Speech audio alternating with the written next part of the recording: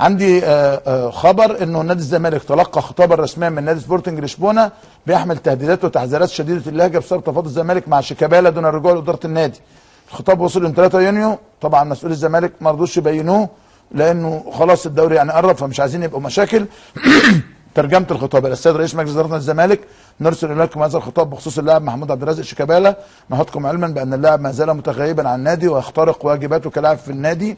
نادينا تجاهل الموقف منذ فتره، لكننا لاحظنا وجود صلات بين الزمالك واللاعب في الفتره الاخيره تمثلت في الاتي: حوار مع المجله الرسميه للنادي قال انه يرغب في العوده، اجتماعات بين اللاعب ومسؤولي النادي وبين افراد مقربين مسؤولين من قشه عودته للزمالك، نحطكم علما بان اللاعب يخرق عقده مع سبورتنج لشبونه، ونود ان نبلغكم بالتالي انكم ليس لديكم الحق ولا تملكون الحق في التفاوض مع اللاعب.